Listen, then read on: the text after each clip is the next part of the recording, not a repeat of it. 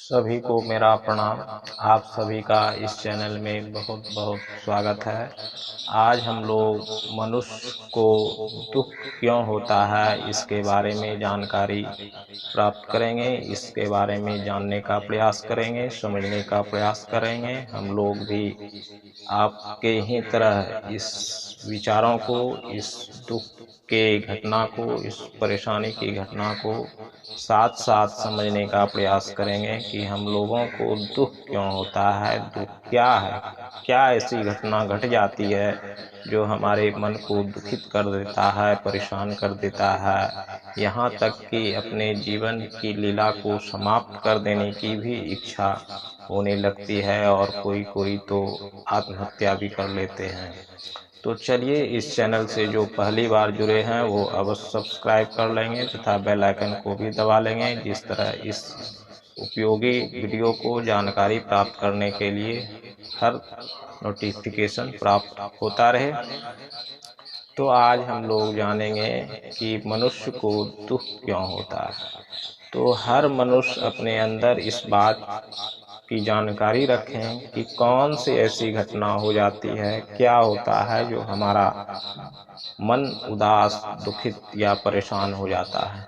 तो चलिए, इसके बारे में एक कॉमन बात यह अवश्य है कि जब किसी मनुष्य की इच्छा की पूर्ति हो जाती है तो वह कुछ क्षण के लिए प्रसन्न हो जाता है, सुख महसूस करता है या आनंद महसूस करता है, लेकिन कुछ ही देर बाद, कुछ ही क्षण बाद, कुछ दिनों बाद उसे उस चीज को खोने का भी डर सताने लगता है।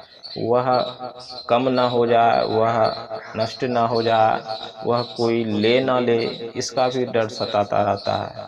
तो कहने का तात्पर्य है कि मनुष्य की इच्छा की पूर्ति यदि नहीं होती है तो उसका मन दुखित हो जाता है। अगर पूर्ति हो भी जाती है तो उस चीज का खोने का डर होता है। तो यह मन की प्रक्रिया है, हमारे विचार की प्रक्रिया है, और हम इसी विचार के चलते अपने जीवन में परेशानी उठाते हैं, मन को दुखित करते हैं और परेशान हो जाते हैं। तो इसको समझने के लिए हम लोग यह ध्यान देंगे कि मन की प्रक्रिया जो है हमारे अंदर जो निरंतर चलती रहती है, तो इसके प्रति हम लोग सतर्क रहेंगे, सजग रहेंगे, हर कर्मों के प्रति ध्यान देंगे कि यह हमारे लिए कितना उपयोगी है या नहीं है। यदि उपयोगी है तो हम उस कर्मों को करने का प्रयास करेंगे।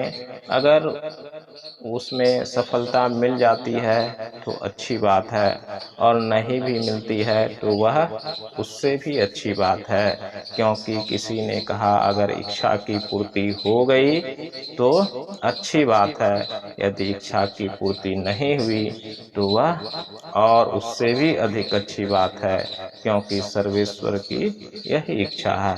कहने का तात्पर्य है कि हम लोग जो सोचते हैं, हम लोग जो प्लानिंग करते हैं, उसमें अगर सफलता मिल गई तो अच्छी बात है, यदि नहीं मिली तो वह उससे भी अच्छी बात है, क्योंकि ईश्वर परमात्मा ऊपर वाले की यही इच्छा है। तो इस प्रकार यदि हम लोग अपने कर्मों के प्रति ध्यान देकर सोचेंगे, अपने कर्मों को आगे बढ़ते हुए, अपने जीवन को ध्यान देते हुए, अपने हर प्रक्रिया को समझेंगे, तो मुझे लगता है कि अवश्य हमारे दुखों को समझने में कामयाबी अवश्य मिलेगी कि हम किस कारण दुखित हो रहे थे, और उस विचार के चलते जो हम दुखित हो रहे थे, क्या हमें उतना परेशान होने की आवश्यकता है। या मान के चलिए आप दुखित हो जाते हैं या परेशान हो जाते हैं, क्या उससे क्या मिलता है? चिंता हो रही है आपको, हाँ मैंने यह काम किया था और उसमें मैंने असफलता मिल गई, तो असफलता मिल गई या आपने सफलता में आप कामयाब नहीं हुए, तो इसमें आपको घबराने की, डरने की या परेशान होने की कोई बात नहीं। हो सकता है कि अगली बार आपको उससे भी अधिक बड़ी सफलता मिले। इसलिए मनुष्य को अपनी असफलता पर घबराना, दुखित होना नहीं चाहिए।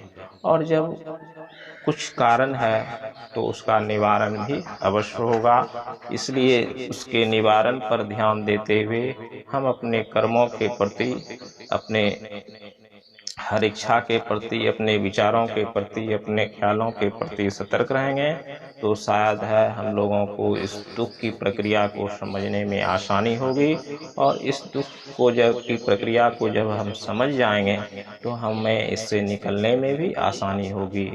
आप लोग शायद इस प्रक्रिया को समझ रहे होंगे कि यह विचार के कारण ही सारा खेल है। सुख दुख, शांति अशांति, घबराहट, बेचैनी, यह सब मन की प्रक्रिया है और इसके कारण ही हम लोग दुखित होते आ रहे हैं। तो चलिए आप लोग इस चैनल से जुड़े रहेंगे। मैं इस तरह के उपयोगी वीडियो को बीच बीच में डालता रहूँगा।